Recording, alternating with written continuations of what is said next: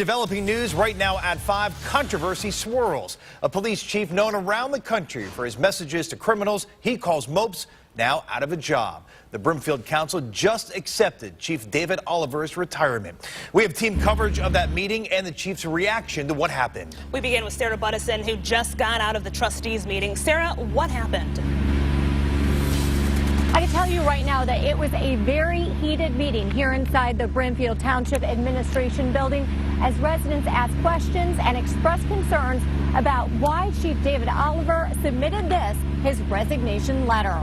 Chief Oliver announced his plans to retire on his Facebook page this morning. He cited his PTSD and recent problems in the department.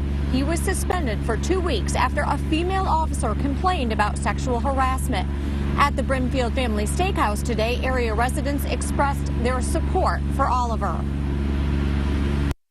He does a lot for the senior citizens. He does a lot for the kids and the veterans. He just is an all-around good guy. He tells it like it is. He tells it like it is. He's gotten rid of a lot of the meth labs and the bad elements.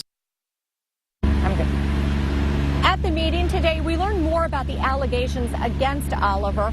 The township's investigation here found he appeared to be singling out the female officer who complained and treating her differently because of her gender. The township executive said at the meeting that Oliver owned up to making a mistake and that he retired simply because of medical issues. Live in Brimfield Township, I'm investigator Sarah Buttison, News Channel 5. Sarah, thank you. Chief Oliver has become known around the country thanks to social media. Once he started posting his thoughts on Facebook, the police department's page has almost 200,000 followers. Oliver was invited to speak at a conference, and he even wrote a book called No Mopes Allowed. But Bob Jones, Chief Oliver was more reserved when you spoke with him today.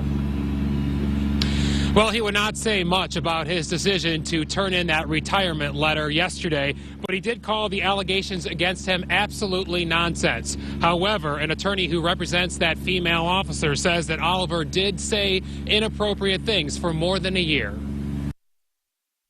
There are various ways to hug, and he's hugged in ways that are offensive, and when he's been told it's unwanted, he has continued. Nancy Grimm represents Brimfield officer Crystal Casterline, who accuses Chief David Oliver of sexual harassment and creating a hostile work environment. Grimm says Casterline was subjected to offensive behavior repeatedly by Oliver. Some comments of a clearly sexual nature made in front of witnesses to Crystal. In December, Grimm sent this letter to township trustees asking for no retaliation against Casterline while the investigation continued. On Facebook, Oliver wrote today, "I never once hugged an employee for dirty reasons or as something vulgar. That is just not my speed." And at his home today, he made similar comments today. Everybody understands that I'm